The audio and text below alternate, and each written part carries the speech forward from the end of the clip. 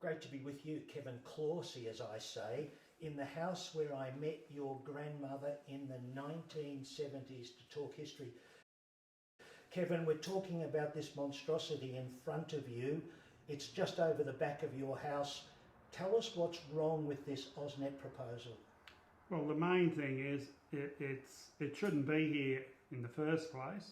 It's an industrial transmission station or terminal station. It should be in industrial zone land and not on prime agricultural land. Like it's just a tragedy. It's terrible. Have you spoken to AusNet? I've tried to speak to AusNet.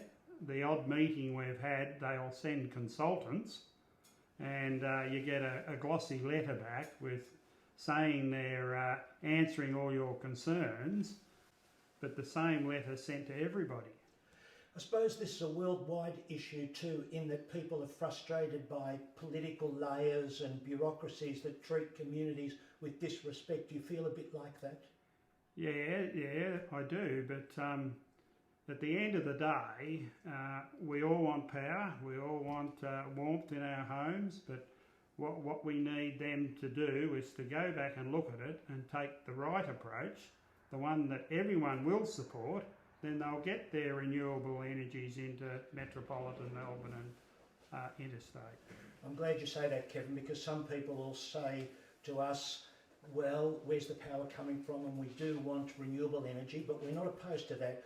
Will Elsworth, you've been caught up in this campaign. You're fiery, you're feisty, you're taking them on. Give us your interpretation of this monstrosity in front of you.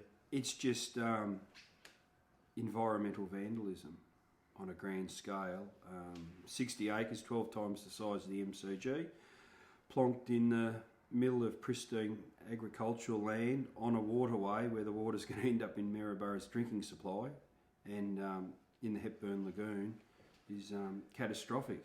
And I don't think any politician in their right mind could give this a tick of approval. And Catherine King in recent days, last 24 hours, has got on board and she's supporting the group and Joey's endeavours and the community's endeavours to right this wrong and put AusNet straight. Daylesford to Creswick, that should be part of our tourism map, shouldn't it, Will? Yes, definitely. 50%, I suppose you could say, come out the west side of Daylesford to visit the area. There's wineries, there's horse riding businesses, there's so many different things, fishing, there's multiple different things, there's B&Bs, and the economic value to the Hepburn Shire through tourism is huge.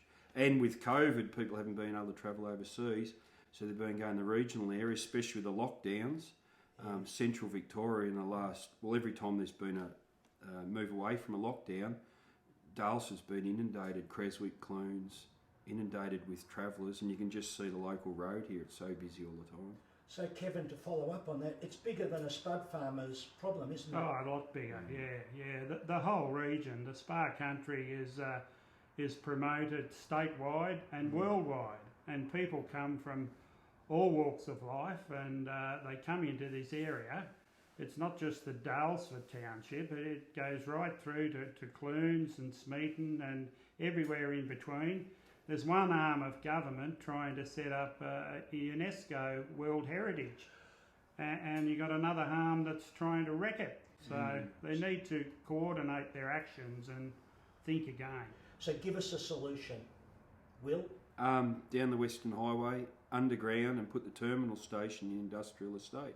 It's pretty simple, and farmers and even lifestyle people and tourism people, they have to follow stringent regulations with planning, building.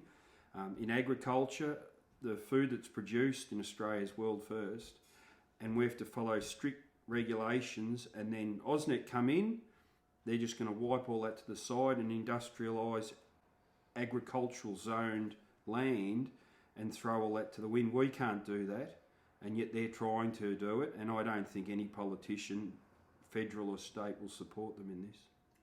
Point well made. Kevin, you want to add to that? Yeah, I totally agree. Farmers today have to have some stringent regulations the companies that they're selling at, whether it's meat companies or horticulture or vegetable. There's a lot of biosecurity, making sure that your properties are clean. Everyone wants clean, unadulterated food. We're trying to do that and meet all those regulations, and then this just comes along and trashes the whole process.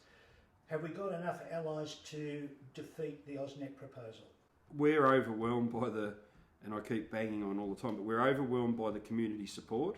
We're overwhelmed, people like Joey are just overwhelmed by the support from people in Daylesford. Now, Daylesford's very diverse, and there's a lot of people who are 100% green, 100% renewable, and yet they're standing beside farmers who sometimes aren't seen in those eyes, and they're standing side by side, and the support's just been fantastic. But the other thing that people like Catherine King are becoming acutely aware of, this is part of the national energy grid. This is an issue that's right across southern Australia and down the eastern seaboard, and it's not just happening here, it's happening right across Australia. And the federal Energy Minister, Angus Taylor, and the State Planning Minister, Richard Wynne, are really going to have to look hard how we link up this renewable energy, but we don't destroy the landscape and the intrinsic value of these communities. Finally, Kevin, are there votes in this? I'm sure there's votes in it. That's the way politicians work.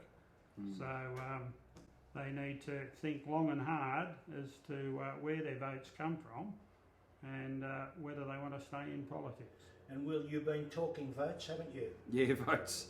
That's the only thing they care about. They come out 4 weeks before an election, want your vote, then they disappear. But Catherine King has taken one out of the playbook from the former member Tom Evans, who has since passed away many years ago, very well regarded. I think he's in power in the Ballarat seat for 20 years, and another well regarded ALP person. Tom was Liberal, Frank Sheehan, who was Labor, and both those people would walk across hot coals to support their voters.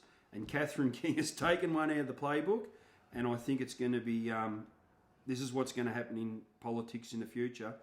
Members are going to have to represent their communities. Great to talk to a couple of local farmers and politicians. I don't know about that.